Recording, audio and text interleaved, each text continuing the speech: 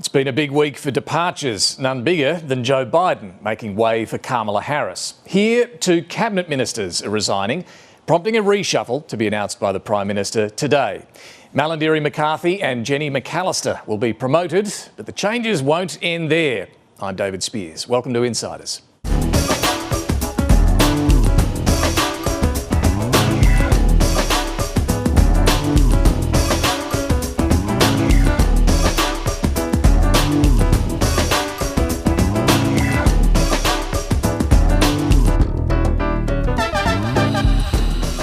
Labor's frontbench has remained unchanged since the election more than 2 years ago, a rare stretch of stability in Australian politics. But Linda Burney and Brendan O'Connor have both decided it's time to go. Assistant Minister Carol Brown is also stepping back to deal with health issues. It gives the Prime Minister room for renewal and an opportunity to deal with political problems. He'll announce the changes this afternoon. They'll involve Malandiri McCarthy and Jenny McAllister stepping up and some others trading places. While no one is being dropped, both Immigration Minister Andrew Giles and Home Affairs Minister Claire O'Neill are widely expected to be shifted.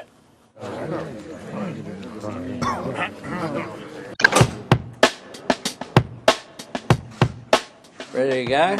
Anthony Albanese will be taking a fresh lineup to the next election. 2 senior ministers are stepping down from the federal cabinet, with Indigenous Affairs Minister Linda Burney and Skills and Training Minister Brendan O'Connor planning to retire from politics. If someone had told me when I was first elected in 2001 that I'd go on to serve in 3 cabinets under 3 prime ministers, I would have told them they're dreaming. And I will not promise that I won't cry. So my entire life has always been about service.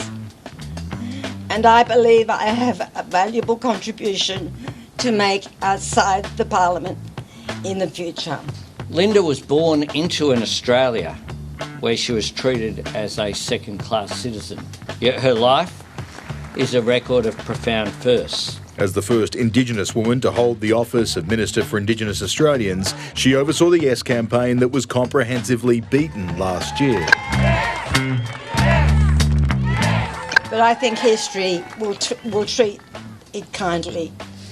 But I know in my heart I gave it all that I could to close the gap. But the big question now is what is going to happen? Who are we going to hear who might replace them in Cabinet? It's expected to be a modest reshuffle, with the Prime Minister prioritising stability. Sources close to Labor believe assistant ministers such as Jenny McAllister and Tim Ayres could be in line for a promotion. There's speculation NT Senator Malandiri McCarthy will take on the Indigenous Australians portfolio. The test for Anthony Albanese, though, is not to accept the voluntary resignations, it's to force the resignation of underperforming ministers. If Andrew Giles doesn't get the flick, I just don't know who does, because he's released 150 criminals unnecessarily. I'm not going to speculate about all of the outcomes. When will the reshuffle be announced by the PM? I'd say under the cover of the opening ceremony. We're expecting an announcement on Sunday. If I told you what it was now, you mightn't turn up. So to Linda and Brendan, thank you. Thank you. And my guest this morning is the outgoing Minister for Skills and Training, Brendan O'Connor, on his 23 years in Parliament. First, let's check what's making news. And as mentioned, Malandiri McCarthy will replace Linda Burney as the new Minister for Indigenous Australians. The Northern Territory Senator will join both her predecessor and the Prime Minister at the Garma Festival later this week. Jenny McAllister is also stepping up. Both were unopposed for promotion within Labor's left faction. The new look cabinet will be sworn in at Government House tomorrow. More details at ABC News Online. At least 30 Palestinians have been killed by an Israeli airstrike on a girls' school being used by displaced people in Gaza. The death toll was provided by Gaza's health ministry. The Israeli military says it was targeting a Hamas command and control centre. Meanwhile, Israeli authorities say at least 12 people, including children, have been killed in the Golan Heights after a Hezbollah rocket strike. The Lebanese militant group is denying the claim. Israel's Prime Minister Benjamin Netanyahu has cut short his trip to Washington to return to Israel. And finally, as the ABC's Alexander Lewis reports, the New South Wales Labor Party conference has voted to urge the Albanese government to quickly recognise Palestinian statehood. The conference motion is not binding on the government. Well, the Prime Minister's focus will be on the strengths of his team today. He won't want to concede any policy failure when he unveils his frontbench changes this afternoon. But it is clear immigration has been a political headache for Labor, to put it mildly. Moving both Immigration Minister Andrew Giles and Home Affairs Minister Claire O'Neill, if that's what happens, will represent an attempt at a reset.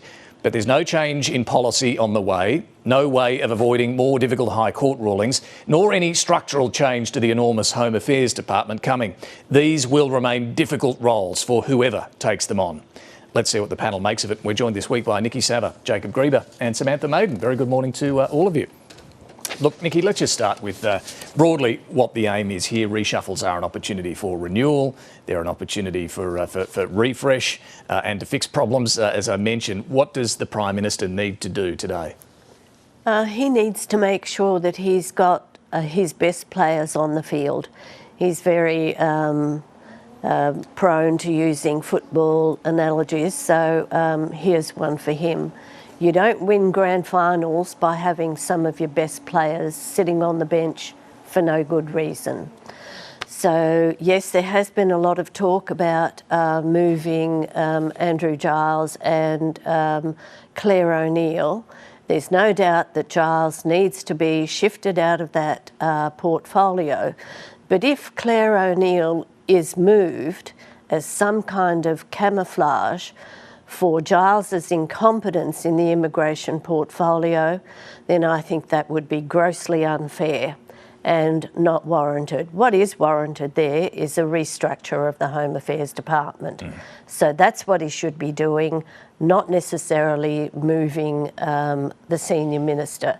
The other point, just one other point I want to make, the other grave mistake that Albanese made after the election was putting Tanya Plibersek in the freezer. That was a big mistake, and it's time that he rectified it and made sure that she was in the front line of performers.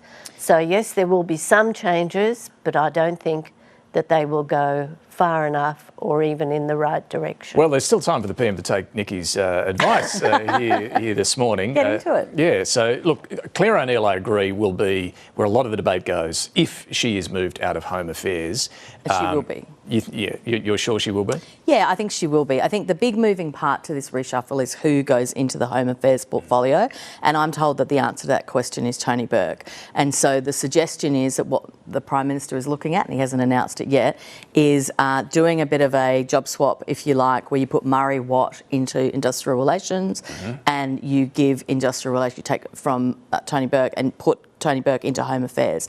Now, if that is the case, Tony Burke has already done immigration before. He's from the Labor right, and we want to make sure that all the national security type portfolios are held by someone from the Labor right. And then the question of what happens down the line. Now, in some ways, I'm a little bit surprised, like you, that they're moving both Andrew Giles and Claire O'Neill, because I think that's a clear admission of failure in that space. There has been failure, but to move both of those people is an admission of failure. There is some speculation, and this is not finalised, there is some speculation in ministerial ranks that they are looking at putting Claire O'Neill into the environment portfolio. There's been speculation. Or housing. Well, no, because the suggestion was that they are considering putting Tanya Plibersek into housing. Now, that would, if they go down that path, address the issue that you're interested in, which is putting Tanya Plibersek in a more frontline role, getting her to take on the Greens. That part of it wasn't clear for the people that I spoke to, because it wasn't clear of whether they wanted to put Claire O'Neill into housing or into environment. But that's a really interesting idea if they're looking at something like that, because I agree, having Tanya Plibersek languishing around kissing koalas is not my idea of a good time. And I think it's time that Anthony Albanese used her in a more effective Just manner. quickly on that, Jacob, environment, though, is a little more tricky at the moment than kissing koalas. There's a bit of unfinished business to be done. I get it, but I think Labor's got a big problem with where they've got to on the environment so far, which is not very far. Yeah. They announced a big policy literally hours before the polls opened in 2022. But it's not the climate change portfolio. But it landed with Plibersek, and for whatever reasons, she's really struggled to land that environmental protection piece of legislation in a way that satisfies any of the parties. It doesn't have any friends. So there's some real unfinished business there. So it'd be interesting to see if she does. Well, if that happens. Just coming back to Claire But I O'Neill. think that Home Affairs one is the key. Yeah, it is. But, you know, is there a case for shifting Claire O'Neill? It's often said, you know, reshuffles, you can create more enemies than friends if you don't get it right. Obviously, they've had problems when it comes to that High Court ruling, and the fallout from that and the political pressure from Dutton has been relentless. But along the way, Claire O'Neill has done significant migration reform to better target, you know, who we're bringing in. There's been the cybersecurity strategy. There's a whole... I mean, this gets to whether the department itself is too big, too unwieldy. Jacob, what do you think? Is there a case for moving her? It's not super obvious there is. I mean, you know, she's a good performer in Parliament. She takes it to the opposition with a lot of force. She's good on media. But she has this incredibly difficult portfolio, which is quite frankly huge. I mean, now it's got cybersecurity in it as well. That issue has exploded. It's becoming really a job for one person, let alone all the other stuff that portfolio has. The government, to some extent, is a government of cliques, right? And Anthony Albanese has his clique, and that clique is basically, you know, Penny Wong and to some extent Katie Callagher. There's a clique. There's people who are in the in crowd. People are not in the in crowd, and Claire O'Neill's not in the in crowd. That's, I think, part of the problem that she's on got. The department, though. I mean, there's a pretty widespread view amongst ministers that it's just not working. One described it to me as clearly dysfunctional, broken, smooshed together by Peter Dutton and Mike Pizzullo back when Turnbull was Prime Minister. You know, unworkable, said another. Look, it's not going to happen today, but maybe post-election, Nikki, is this something Labor should look at? Better targeting the various components of this huge department. Yeah, definitely. I think they have to, but would it be even better if it was done now? You know, why wait until after the election? So that's why I think it's a bit unfair for Claire O'Neill to be shouldering all the responsibility for what has gone wrong when it's clearly Andrew Giles who's the one who's been shown to be incompetent. But having said that, I still think even if O'Neill was moved out of that portfolio, she would do very well in another one. But even so, there would be that small stain that would be left on her reputation. But whoever goes into immigration or Home Affairs for that matter, look, they're still going to have these detainees who have been released, the prospect of more High Court challenges, which are coming thick and fast. There's a list of legal challenges coming to the High Court that could see more released. There is no easy way to lock them back up again. But the problem with Giles, mistakes happen in every portfolio, right? There's no way of avoiding that. Well, there was the drones thing about whether they were using drones. But whenever he went out there, he either made it worse or he never went out there at all to defend what had happened. So the situation just got worse. If he went out, he looked like a frightened rabbit. He couldn't handle the questions. He didn't speak with any kind of confidence at all. So what you need is someone who knows how to handle situations when they get out of control, and that's definitely not him. Murray Watt, I think, would be able to do that. But I think, Sam, you mentioned the other day that nobody wants to do it. That is absolutely true. Nobody wants the immigration portfolio. I think immigration should go into Cabinet and maybe attached to skills and training, say, which is the portfolio that... Matt Keogh was the name that has been attached to that. I mean, I don't know if he hasn't actually your potential scoop on Burke is quite delicious too, if you think about it. He goes into one of the powerhouse national security portfolios where there's all the other players jostling for position inside the Labor Party to one day take over. So for him, it'd be quite a big move to build his profile. Still a lot of work to be done in IR, though. He's perhaps too ambitious to take it on. We'll see in a matter of hours when the Prime Minister announces all of this afternoon. Just on the two Cabinet Ministers going, Linda Burney, obviously an extraordinary life story.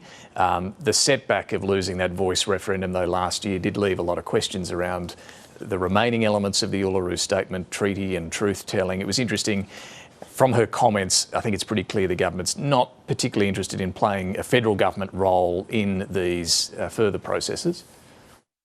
I've met with Aboriginal Affairs ministers and the community. They believe we are heading in the right direction. Can I say that, for me, the issue of truth-telling is not about a judicial process. It's about bringing people together and bringing people with you.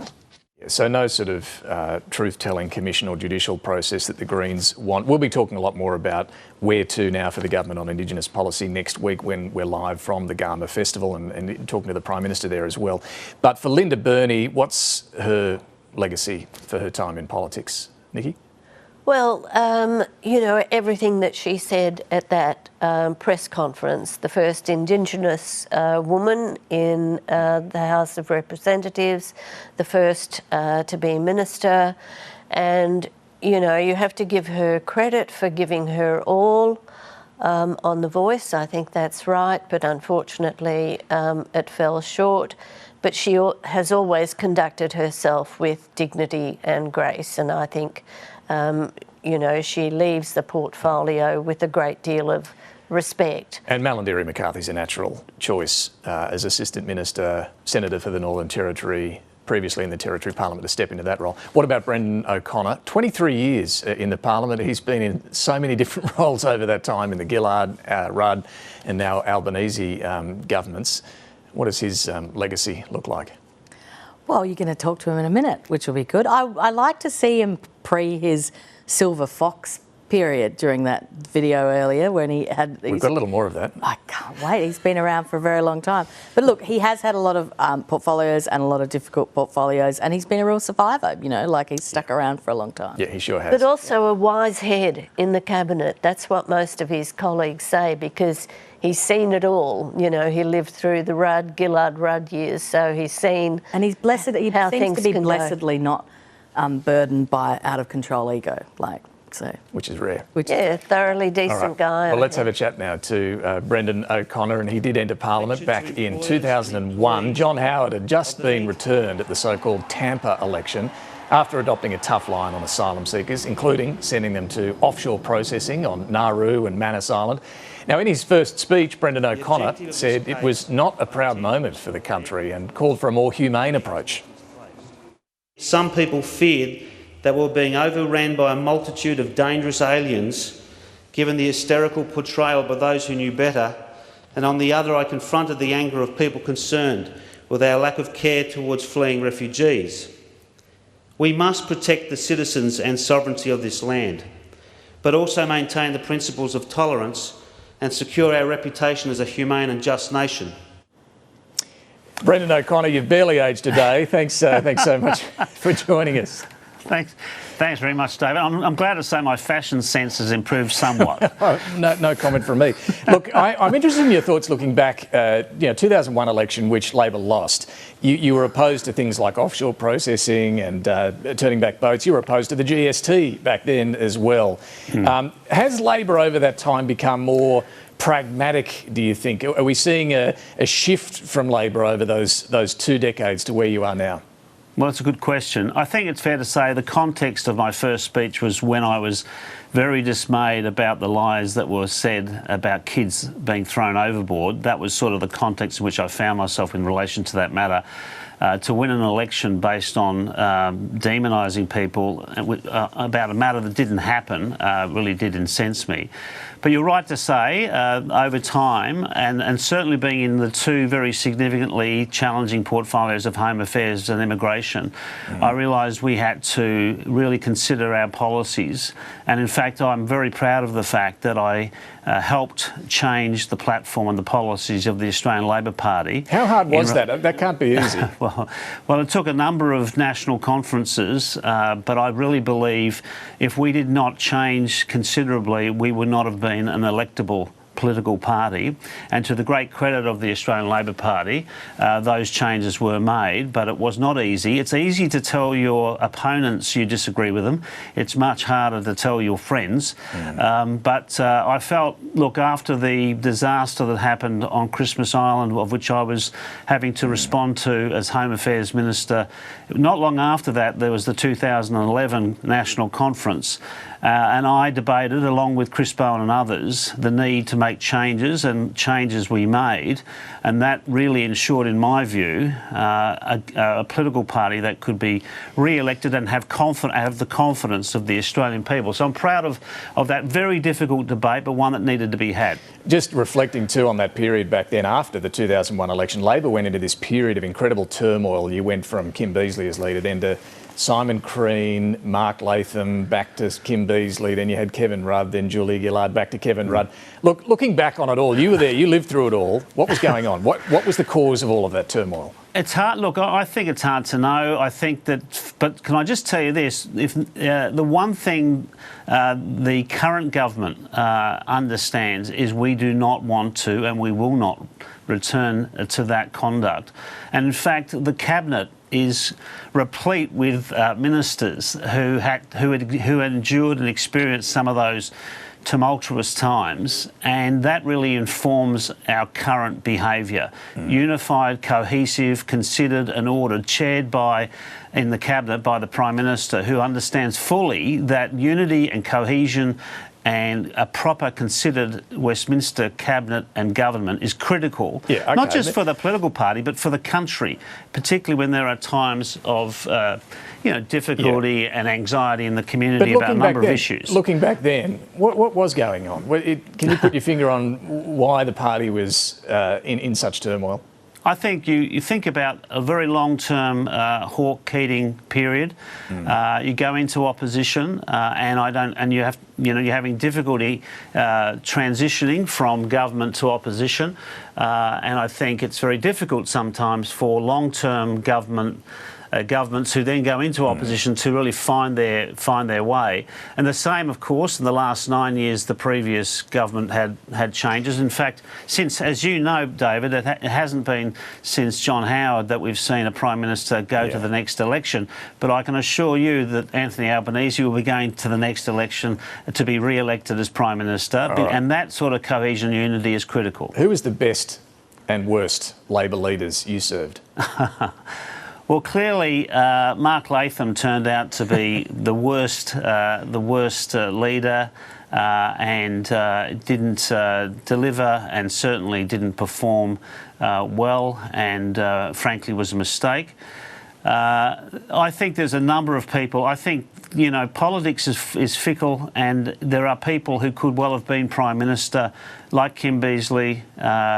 But obviously, circumstances also matter, and sometimes you find yourself in a much better position, but in the end it takes a lot of grit, and Kevin Rudd deserves enormous credit, winning the 2007 election, and Julia Gillard, as the first and only woman Prime Minister of Australia, of course, did a remarkable job in very difficult circumstances with minority government. So I'm very proud of those days, but I'm not proud of some of the indiscipline and internal conflicts that were unnecessary, and that's why you don't see that happening under this government. You mentioned that time as Home Affairs and Immigration Minister. You've held many portfolios. I want to just turn to another one, Defence. You were Shadow Defence Minister. Before the last election, when Scott Morrison brought to Labor, and you were in the room, the AUKUS deal, Labor, and you agreed to sign up very quickly to that. Just take us into the room. What was going on there? How easy or difficult was that decision? Well, look, obviously the timing is compressed because of the arrangement between two other countries. We're in opposition, so we don't control the processes. But the government did present to us the tenets and the framework of AUKUS. The now Prime Minister and now Foreign Minister and now Deputy Prime Minister and I, as I was then the Shadow Defence Minister, were being briefed on those issues, and it was obviously a very significant moment for us as an opposition and for the country, frankly. But the Prime Minister, the now Prime Minister, the opposition leader at the time, Anthony Albanese, understood the importance of what was being put to us. We had conversations about the matter after the briefing. And then you might recall it was during the pandemic in September 2021, so restrictions were still there, but we had to, in that very, very tight time frame, convene a shadow cabinet and convene a caucus, which we did online, partly because of timing, but also because of COVID restrictions. And I just want to make it very clear, because I've seen contrary views, that the Shadow Cabinet unanimously adopted the submission that was put to the Shadow Cabinet, and the caucus voted for the proposition without dissent. And then we're in a position formally to inform the government that we supported the direction that they were taking with respect to AUKUS. I want to ask you about Labor's relationship with the unions, because you came into Parliament after being Assistant National Secretary of the Australian Services Union. That's right. Your brother led the CFMEU until he fell out with John Setka, of course. The relationship with the unions, has it changed much? Do the unions still have as much influence over Labor as they always had?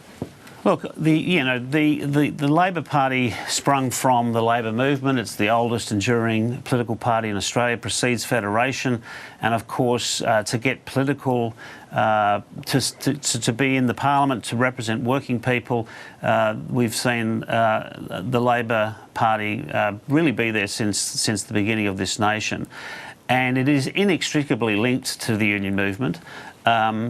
And I think that's a good thing. It's good to have, in my view, workers sitting around a table. Labor governments always sit around a table with businesses and workers. I don't think the Liberal Party can claim that they sit around the table with workers.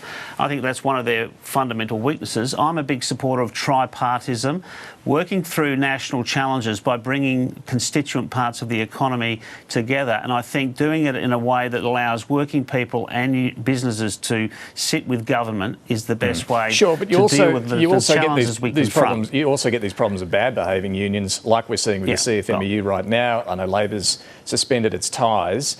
Do you genuinely think that union can fix its problems? Well, firstly, you see, bad behaviour and corruption in all areas of society, and if it happens in the union movement, it has to be stamped out. I mean, literally, there is no tolerance for criminal behaviour, and nobody is above the law, and that doesn't matter whether it's a union official, a union, or a corporate director. And I think the Labor Party has been absolutely right, and Minister Burke has been absolutely right in ensuring the appointment of an administrator in relation to that union. Why do you think Labor's primary vote has tracked down since, I mean, you go back to 2001, sure, you lost the election, but I think your primary vote was up at, nearly 38%.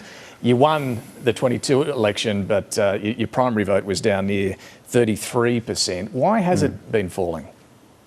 Well, I think major parties generally have seen a decline in their primary vote, and it tends to be lower during the course of a parliamentary term where people are expressing their concerns about any given issue, and it seems to rise as you get close to the election to some extent. But I concede the point that you make, David, that major parties have difficulties holding on to as many voters as they once had.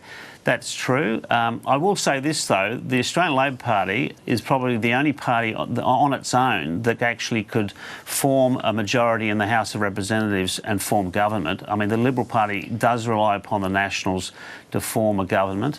Right now, the ALP, of course, forms a government on its own, and we're looking forward to doing that again after the election. All right, a couple of ones to finish on the Prime Minister's reshuffle that he's announcing today. Who deserves a promotion, Brendan O'Connor? Well, look, I'm friends to all of my colleagues, David, and I think there are many people who are worthy of promotion. I think we're a good government. We're not perfect, but we're a good government. Give me a name or two. Who should get a leg up? I think people mentioned Murray Watt. I think he's done a great job in agriculture, and he and I work very closely on the skills area. I think there's a lot of people, though. It's great to see that it very looks likely that Melandiri and Jenny will enter the ministry. They're assistant ministers now. They've both got remarkable energy and talent, and I do look forward to is watching them, if that's the case in the ministry. Obviously, the Prime Minister is going to be making decisions this afternoon, David, in terms of the allocation of portfolios and swearing people in tomorrow. So this is my last day as Minister, and here I am talking to you. We do appreciate it. Probably my last appearance. I think this is my 15th appearance on Insiders, wow. So I think that's another metric as to why I probably should move on. But, we do appreciate it. Just, I've got to ask you though, as you mentioned your role as Immigration Minister, I think Labor went through about 4 ministers during its time in government in the immigration portfolio. It's not easy. No, it's not easy. Would you be surprised to see Andrew Giles moved? No, it's not easy, and no, I think that may well happen. And the fact is, sometimes people should understand that you might reflect on the performance of a minister, but sometimes you should have regard to the nature of the portfolio.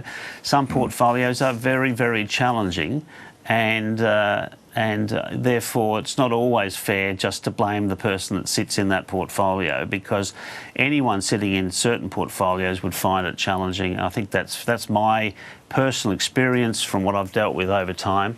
And I think that's, so I think we should take that into account when we're considering the character and capability of people.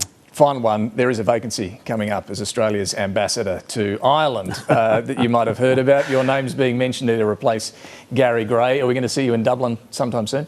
Oh, well, look, that would be a great honour. But as I said on Thursday when I was at the press conference with the Prime Minister, Minister Burney, my focus after I leave Parliament, which is probably in 6, 8 months from now, is to focus on my family, my daughter in particular. Is doing Year 11 this year, Year 12 next year, and I want to be focused on that. I saw the speculation, but my focus is ensuring I do the right thing by my daughter, who's been remarkably resilient and allowed me to perform in these roles for some time. Well, Brendan O'Connor, I think I've probably interviewed you in all of your various roles over the last 23 years or so. I do appreciate all of them, and we wish you well. Thanks for joining us. Thanks very much, David. All right, well, coming up, we're going to turn to what's been happening in the United States. Kamala Harris upending the presidential race, how Donald Trump is, well, responding to this changed landscape. First, let's just continue this conversation back to our panel, Nikki Savva, Jacob Greber and Samantha Maiden. It's always nice to do a bit of a look back, right, over someone who's been in Parliament for such a long time there, Nikki. And it is interesting to hear a former immigration minister talk about the difficulties in that portfolio. I mean, he had to leave that portfolio as well. Labor did, when it was last in government, move through quite a few ministers in a difficult role. And it looks the same thing might happen again. It does look like the same thing might happen again. On the relationship with the union movement, obviously someone like Brendan O'Connor is going to defend it, but we know this has been a difficult relationship with the CFMEU over recent weeks. Jacob, I just wanted to touch on where things are at, because we're 2 weeks on now from the revelations of the wrongdoing, the alleged corruption and kickbacks and so on. Have administrators even been appointed yet? No, they haven't, as far as we know, and it's really unfinished business for the Labor Party to sort out. There's a bit of unrest on the crossbench about this issue of putting in place some sort of broader long-term solution. I think some of them feel a bit aggrieved, looking back, that Tony Burke pulled them over the table, as it were, on the negotiations on those AR bills. If you recall, they wanted the bill to split out the issue of abolishing the watchdog, but Burke convinced them to keep it together in the one bill. So some of them sort of own this problem to some extent, and they're pushing to solve it with some sort of body or structure that can look at this sector more aggressively. And there's also sort of talk of putting more resources into the police, giving them the sort of tools they need to deal with these issues. So it's very much unfinished business.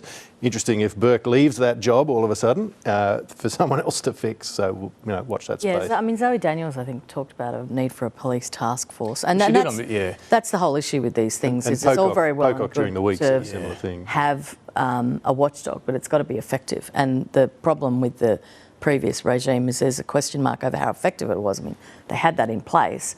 These problems with the CFMEU are long-standing, and they didn't get to the bottom of it. Yeah, and they're being used by Peter Dutton quite effectively to also tie back to cost of living as well. All of this is pushing up building prices for everybody, which brings us to inflation. Yeah. Because next week, Jacob, there's going to be a critical figure. You can be sure many in the government have their stomachs clenched right now waiting for it. This is the quarterly inflation number.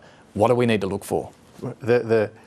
The RBA has got us in a vice, is what one senior minister told me this week, and they were referring to a certain part of the male anatomy in terms of how they felt about this. Right. This is front of mind across all of the economic brains in the government and everyone else as well, quite frankly. The number is a very scary prospect for the government. The economists are forecasting it comes in around 1, below or above. That then puts an enormous... For the quarter. Well, for the quarter. So that's from the first quarter into the second quarter. That'll give you a year-on-year rate somewhere around 4. Now, that's come down a lot from the peak, but we're talking about from the core inflation, and it's, as you say, Sam, it's coming back up. Huge problem for the Reserve Bank if it is strong, because the Reserve Bank's credibility is on the line here, and the sense that they are losing the anchor. Now, the anchor is a real-world thing, but it's also a psychological thing. The Reserve Bank's job is to convince Australians and businesses that inflation will stay between 2 and 3%. If there's a sense that's drifting, maybe politics plays a role in the RBA's decision on the margins, but if there's drift and that anchor is lost, that's a serious long-term problem. But what's the alternative? Like, I'm just wondering as well, because, you know, what is it, the percentage of Australians that have home mortgages is about a third? Is that about right? I think that's, I think it's a bit more than that. Yeah, but it's basically, the point is that it's using this very blunt instrument on... Sure. You know, like the instrument they've got. It's the only instrument the RBA So what impact... I don't like it. What impact would it have on inflation if they increased rates? If the drivers of inflation at the moment are rents and petrol and a lot of services economy, which is a wages-driven thing. So, but I can't see that would have any huge impact on inflation. But isn't it the case? I think that they're at a tipping point now. Here, like we have followed the rest of the world generally in moving into higher inflation. They've come down earlier because they've had higher inflation interest rates. They've applied higher interest rates. Than we have. Now, arguably, we're more sensitive to them, a lot more exposed. Variable rate holders here, but there's long been a case that they haven't quite gone high enough. I think that there's a tipping point, though, that's we've arrived at now, and that does relate to how exposed Australians are, how big our mortgages are.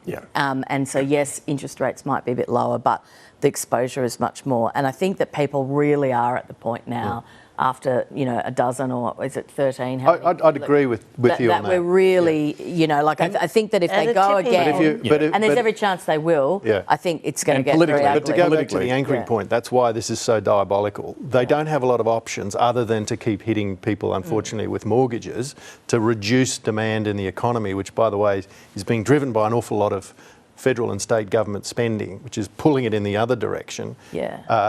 The RBA needs to get on top of this, and unfortunately people who have mortgages will be the ones who are hit hardest. And the question is whether they are at that breaking point. You know, in previous episodes where policymakers have had to get on top of inflation, it's resulted in recessions and high unemployment. All of this politically, it would be a nightmare for the government if rates go up because they were again. expecting that they were going to start dropping. Exactly. So we know that cost of living is hurting incumbent governments around the world, and here it's the same. There's a Redbridge poll out today which puts the coalition ahead for the first time, I think, on a Freshwater poll as well earlier in the week. But the coalition's now got their nose in front in a couple of polls. Again, Nikki, in terms of election timing, I don't think an election this year was ever a real live... Well, perhaps it was considered, but I think it's now, forget it, it's election next year. They need time for that inflation to come down. Pretty much. I wouldn't say, you know, definitely not later this year, but I do think it's a very, very small chance of it happening. My guess would be more likely March next year or May. And Brendan said 6 to 8 months, didn't he? So that puts it at Christmas. No, not quite. Not quite. Just after. I counted that out as well. I was like, January, really? You could call it Australia Day for March, for instance, and use MyEFO try and get in before as a launching pad. Is it? Anyway, the Prime Minister yesterday, just to move on, announced an end to the uranium mining lease over Jabiluka in the Northern Territory. It will now become part of the Kakadu National Park. There will never be mining at Jabiluka.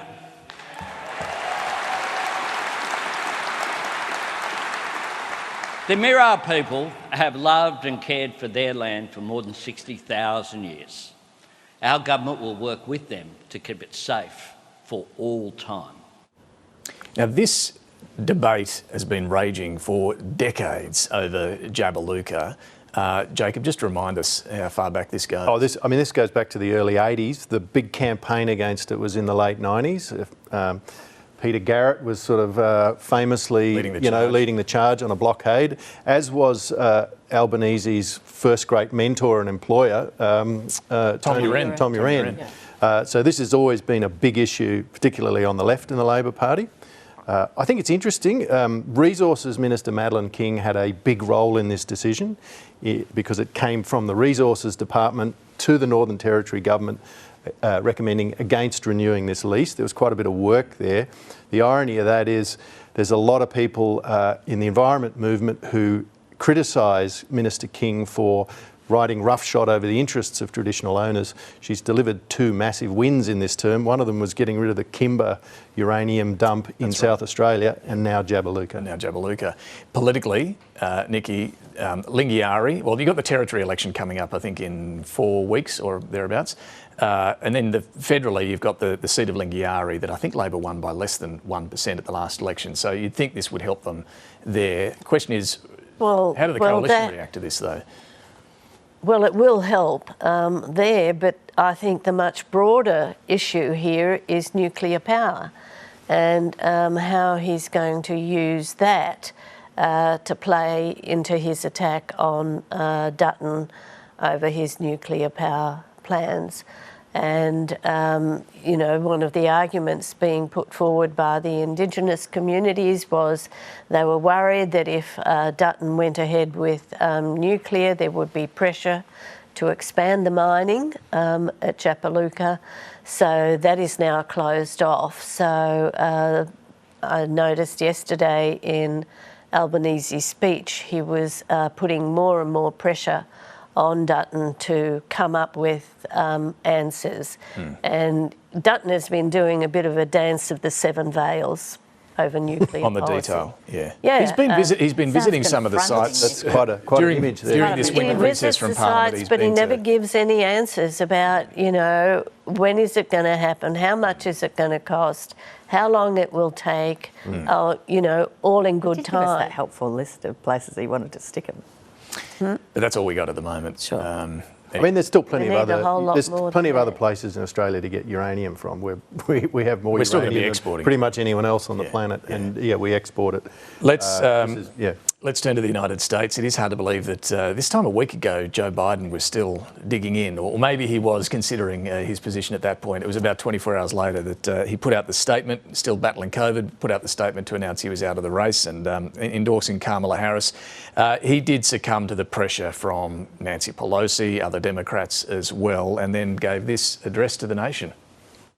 In recent weeks, it's become clear to me that I need to unite my party in this critical endeavor. I believe my record as president, my leadership in the world, my vision for America's future, all merited a second term. But nothing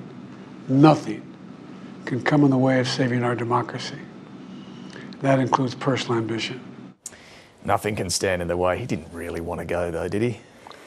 Of course not. No one ever No does. one ever wants to give it away. I mean, the most difficult thing is to know when to stop, right? Yeah. And he couldn't see it. He should have announced well beforehand that he would not be seeking a second term, but they always get into this state of mind where they think they're the only ones who can do it. And look at what they had to do to get him to go. Yeah. And I thought the most interesting thing there, though, was that it was Nancy Pelosi who orchestrated this whole thing. Shows you the power of women in the Democrat Party. Yeah, and particularly that one. Well, speaking of women in the Democrat Party, it's amazing how quickly they've unified now behind Kamala Harris, and the energy that's been injected into the Democrats. Now they've got hope, finally, that they might be able to stop and money. Donald Trump. And money's pouring in. She's raising money hand over fist. So how much does this change the contest? Huge. Oh, it's a massive shift. You can see it in the way the Democrats feel the momentum. One of my old sources, I used to be a correspondent in DC, one of my old sources said it was as if a month ago the doctor walked in and said, I'm sorry, the test results are terrible, you've got 3 months to live. 3 or 4 weeks later, he's come back into the room and said, actually, we got it wrong. you guys are going to be fine. So that's the sense of relief that Democrats have.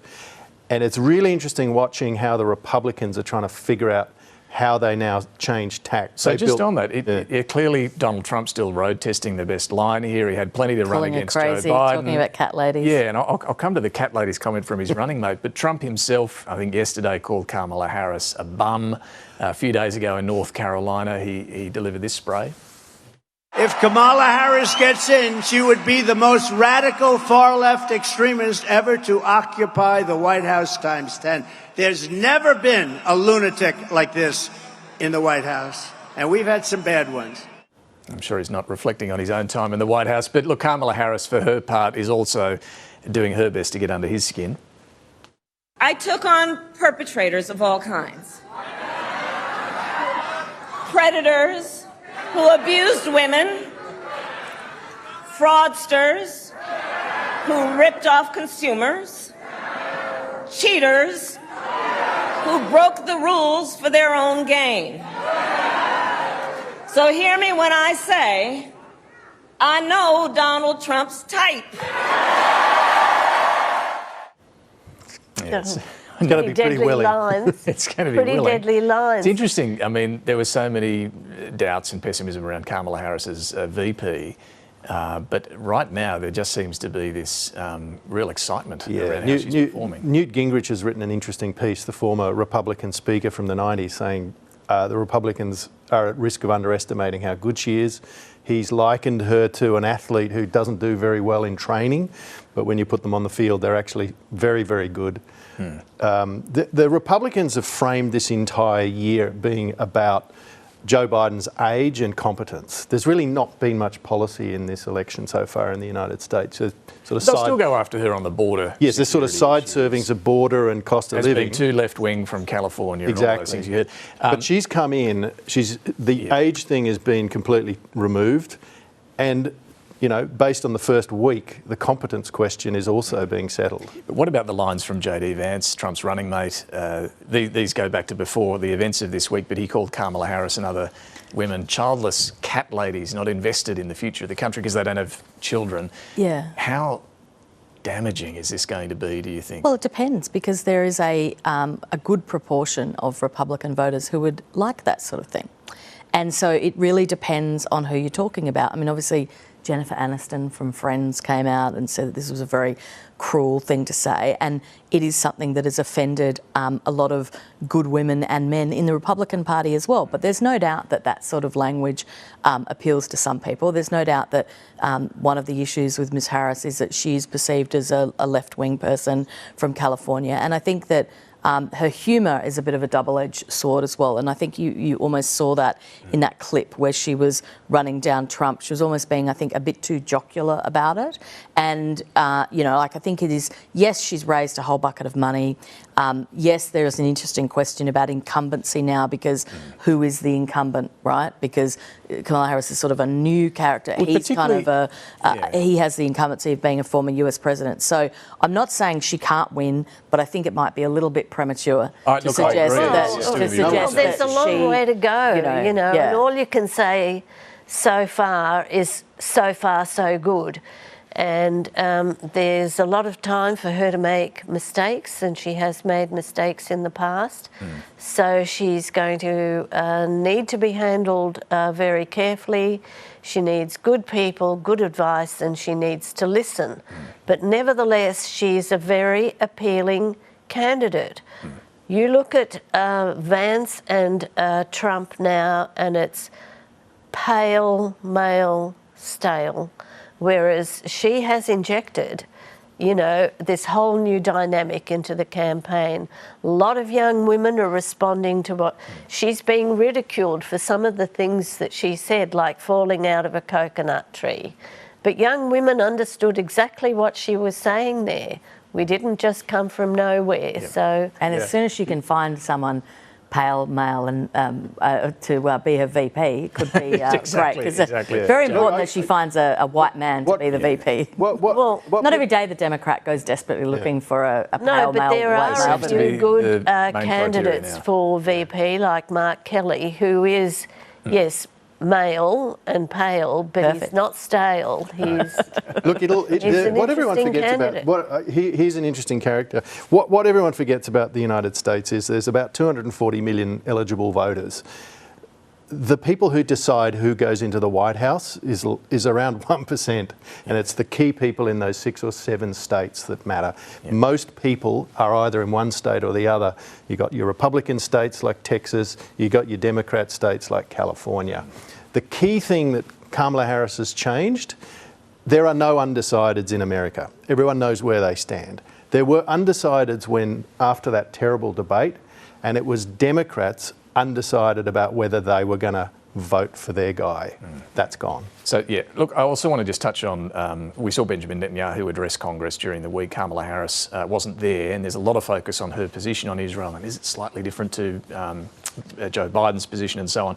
But what's happened overnight is going to, I think, get a lot of attention over the coming days and weeks, and that's this rocket attack in the Golan Heights. Hezbollah is not admitting responsibility for it, but Israel's obviously of the view that this is another Hezbollah attack, one that's actually killed 10 people this time.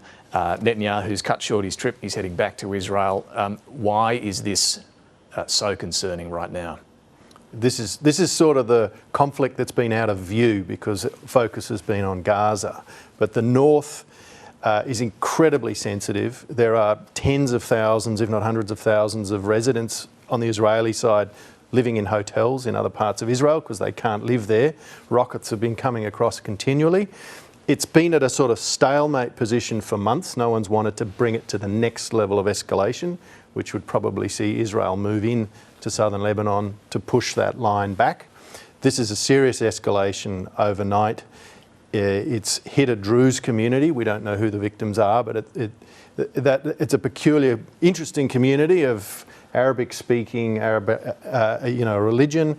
They're incredibly loyal to Israel. You wouldn't find a more Zionist group of people than the Druze living in that part of Israel. So it's an incredibly serious escalation. Yeah, and I note that Anthony Albanese and his counterparts from Canada and New Zealand issued another statement the other day calling for a ceasefire, but also this message of de-escalation. We don't want to see escalation. I think Richard Marles has said it again this morning in relation to this latest attack in the Golan Heights. There is a real fear here, Nikki, that Hezbollah is a much, much more serious outfit than Hamas. Well, I think that's right. But I think the fact that Kamala Harris was adopting a very different tone with Netanyahu, being much more emphatic about getting the deal done, and she's not going to be silent, right? Yeah. So I think that will have, assuming she does well in the campaign and wins the election, then that is going to have a big influence on how it plays out. Just been told, in fact, that Israel's foreign minister has just said we are nearing a moment in which we face the prospect of all-out war. So, yeah, watch this space. All right, our panel, Samantha, Maiden, Jacob Greber and Nikki Savva, will be back very shortly with final observations. Time now for Mike Bowers and Talking Pictures.